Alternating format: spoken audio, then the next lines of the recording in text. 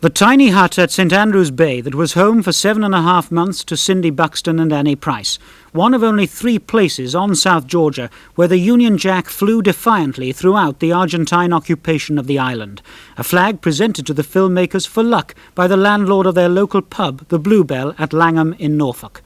The 2 women, joined by 3 scientists who trekked 15 miles from the British Antarctic Survey base at Grytviken as soon as they heard an invasion was imminent, spent many anxious moments wondering if they'd be spotted by Argentine aircraft or patrol boats, or if any Argentine troops would appear on the mountains towering above their campsite.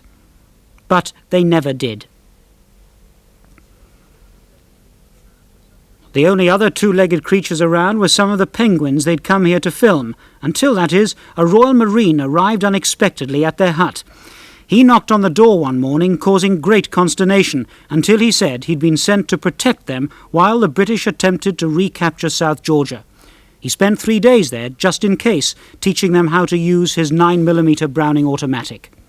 In all, then, 3 weeks of watching, wandering, and listening to the radio before the Black Wasp helicopter from the ice patrol ship Endurance flew in low from the sea to confirm it was all over. The Argentines had surrendered. Anxiety gave over to relief, and the helicopter pilot, Lieutenant Commander Tony Ellerbeck, might have been forgiven for thinking he'd done it all single-handed.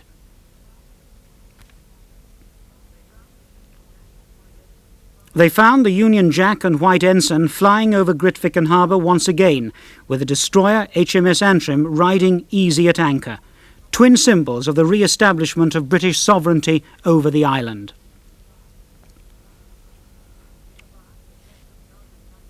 Nearby, the wreck of the Argentine submarine Santa Fe, holed as she headed for the whaling station jetty, her crew now safe after surrendering to the Marines. Other holes in her superstructure were evidence of the missile and small arms attack which eventually sank her, and of one shell which apparently went right through the conning tower without exploding. High on a hillside, the wreck of the Argentine Puma troop-carrying helicopter, shot down by Lieutenant Keith Mills' brave band of Marines during their 2 hours of resistance when the Argentines invaded. 3 died in the crash.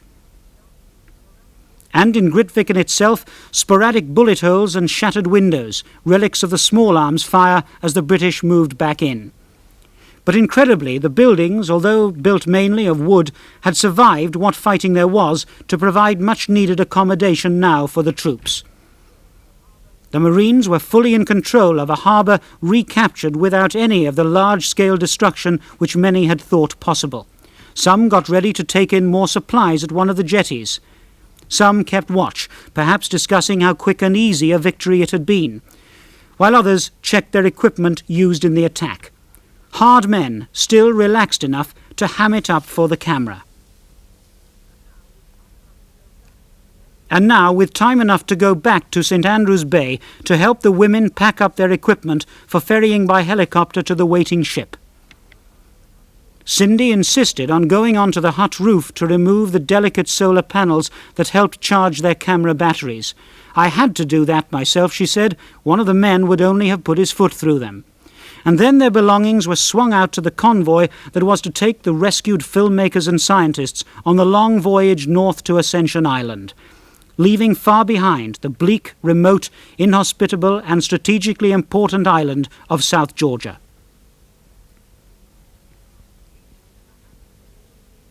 Leaving it in the hands of the Royal Marine Commandos who had won it back for Britain and who had simply no idea when they would be able to leave too.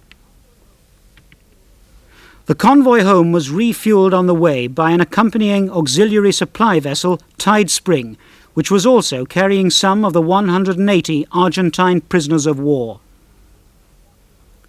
Armed soldiers kept watch over the captives as they exercised on the helicopter flight deck, proving that Britain had taken time out to think of their physical fitness. Or perhaps everyone exercises like this if a rifle's being pointed at them.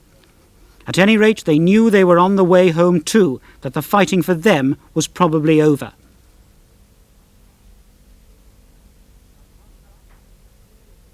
By contrast, for the crew of the convoy's frigate, battle stations practice was a regular duty. to counter possible threats from long-range aircraft or from the Argentine submarines thought to be prowling in the area. The girls had wanted simply to make a film about penguins, but on the way they ran into an undeclared war and what even to them must rank as the most remarkable experience of their lives.